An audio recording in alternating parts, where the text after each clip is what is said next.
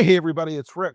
Welcome back to the Enemies List podcast, and we're doing our Q&As. We have had a lot of questions this in the last few days and the last couple of weeks. A lot of them are about Los Angeles, and I want to get right to them. You're going to see me reading these because I can't memorize them all. Let's go to Kathy in Montana. With rising authoritarian rhetoric in the U.S., do you think the guardrails of our democracy are holding? Or are we whistling past the graveyard? Well, I don't know if we're whistling, but I can see the graveyard over the next hill. We better keep fighting back. And I mean that in all sincerity. Last week was a bad week for this republic. It was a terrible week. Deployment of active duty military forces against American citizens, the assault on a United States senator by the thugs who work for Kristi Noem. None of this is good stuff. Trump is now expanding the role of the military in other cities.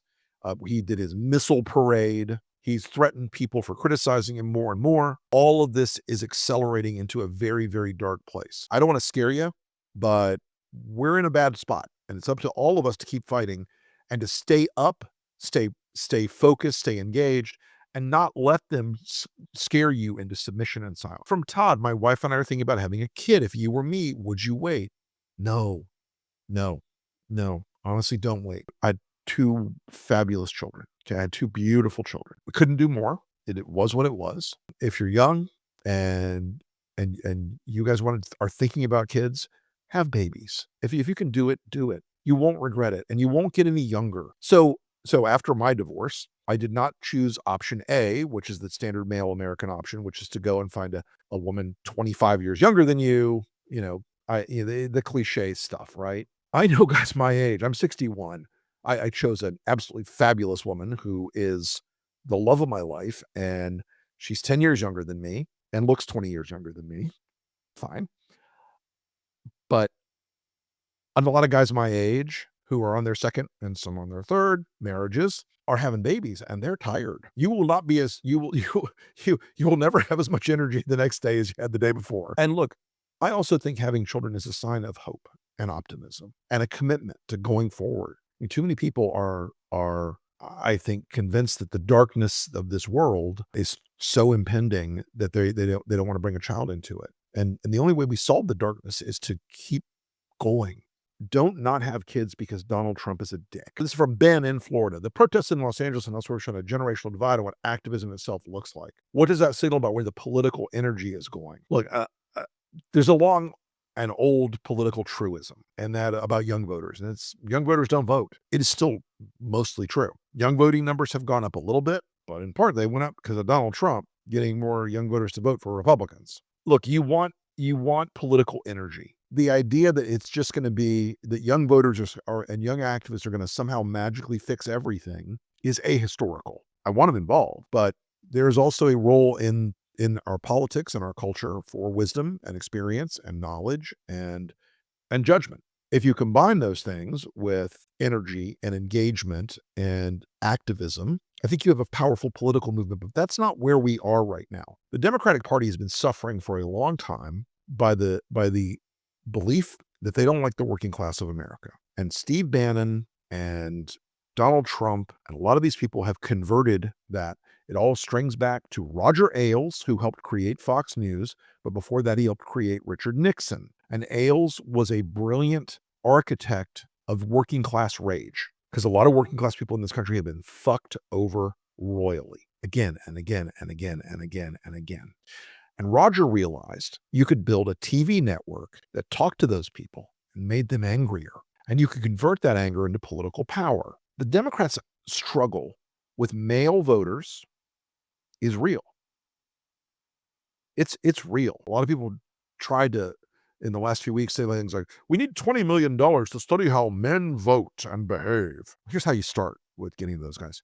You stop insulting them and stop calling them all monsters and rapists and sexists. Stop diminishing boys and men. We've talked about this before. Make them a part of your coalition. Don't make them an enemy. Because right now they feel like the enemy. And you know what? When you tell somebody they're a villain enough times, when you tell somebody they're a bad guy enough times, you know what they do? They look for somebody else. They go and find somebody else. They go and when the door opens somewhere else, they run to that door. And it's important to remember that young voters, men and women, Trump appealed to them in a lot of ways because the Democratic Party didn't feel like it communicated with them, didn't feel like it communicated with their needs.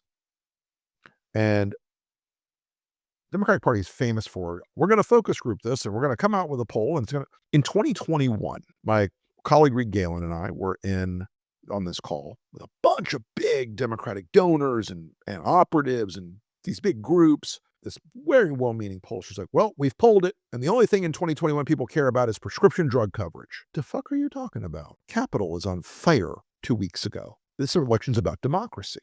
And in 2021 and 22, younger voters got engaged because they felt like somebody was talking to them about this world screwing them over and this world being dangerous for them. And it worked. That was a combination of the high experience side and the youthful energy side. Democrats need to do a lot more of that. It's a very tough question, longer than I can answer on this Q&A, and I've been a little discursive on this answer, I admit. Activism without strategy is just noise. And strategy without activism is this lifeless object. You need to find a way to bring those two together. Russ in Arizona. In a world where facts are increasingly optional, what role should political media like yours play? Are we explaining the fire or trying to put it out? The kind of political media that we engage in here at Lincoln Square is post-big media. Major media institutions are dying. CNN is about to be completely gutted by the new CFO, who's now the CEO, who has promised to cut the debt there. They cut it from $52 billion to $34 billion.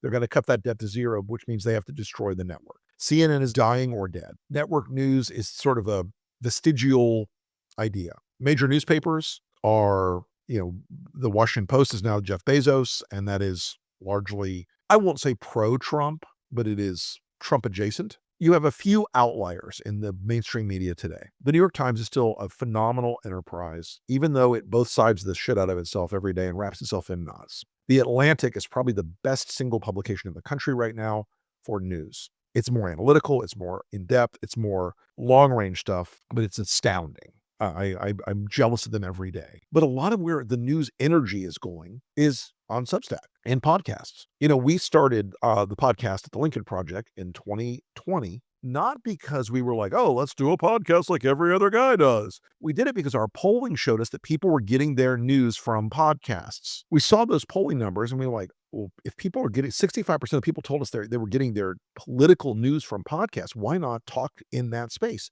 Donald Trump proved that case out in 2024 by going on Joe Rogan and Theo Vaughn and the Nelks and all these other big podcasts where they were able to bypass the media filters, talk exactly about what they wanted to talk about. People like a more direct, engaged feel. They like to talk and think about things that they've heard directly, not attenuated by a lot of media positioning. You'll see a lot of stories in the New York Times that are very well reported, but you can see that the editorial thing is to try to make it Donald Trump ate a live baby on the White House lawn.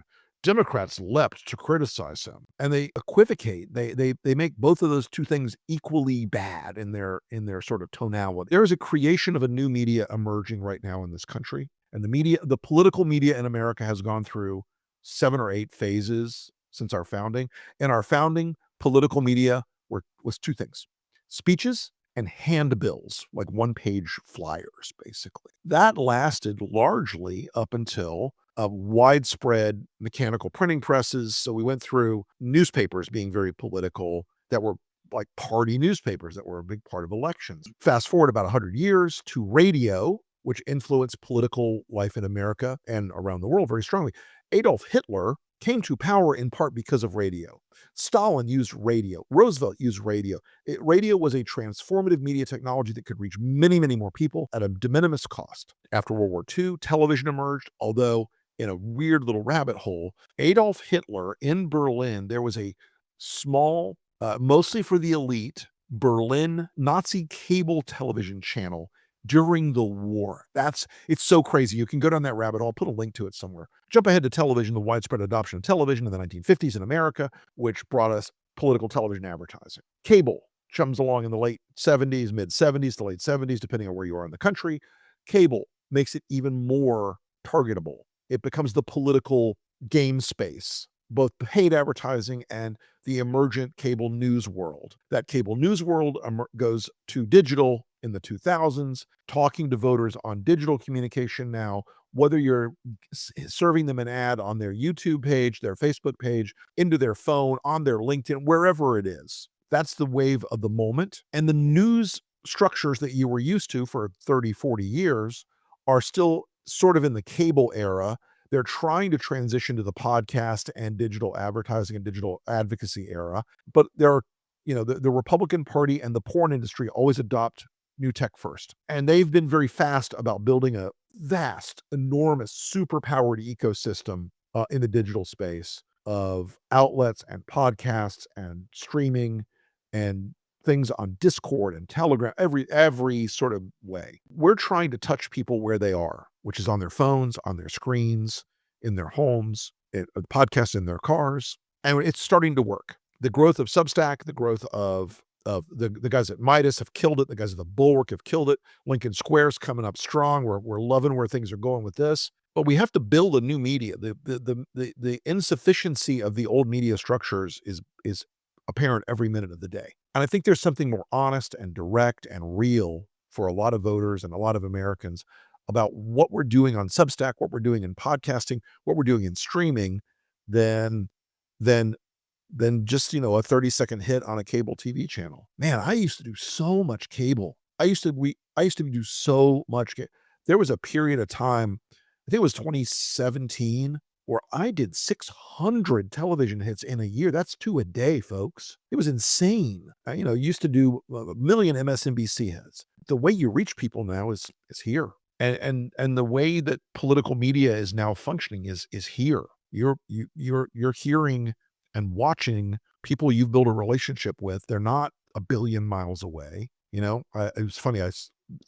Hey, I was in the hardware store and a guy walks up to me and goes, "Man, I watched your stream last night on the breakdown. It was so good." I'm like, "Thank you." I'm in an Ace Hardware in Tallahassee, Florida, and there's a guy talking to me in a red state. And there's a guy talking to me because, he saw something and he's like, "Yeah, I showed my wife and it made me feel better about." I'm like, "Holy shit." That when it comes home to you like that, it really is meaningful. And is it work? Sure, it's work. But, traditional media and journalism, I tell you, I love journalism and journalists. Sometimes I'm journalist adjacent. Sometimes I do journalism. Sometimes I do opinion. Mostly I do opinion. It's the only job protected in the Constitution, mentioned in the Constitution.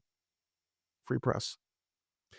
And this is the new free press. We don't have a corporate master. We don't have a boss. We don't have a super PAC. We don't have debt to some hedge fund. It's just us doing what we do. I love these Q&As and I'm not kidding you when I tell you the question pool is amazing. We will come to more. I've got another 125 questions from the last couple of days. We're trying to keep up with it. Hey, by the way, you can absolutely do us a big lift, a big favor. Subscribe to Lincoln Square. It is a vastly growing and important outlet. We really believe in it. Follow me on my Substack if you'd like.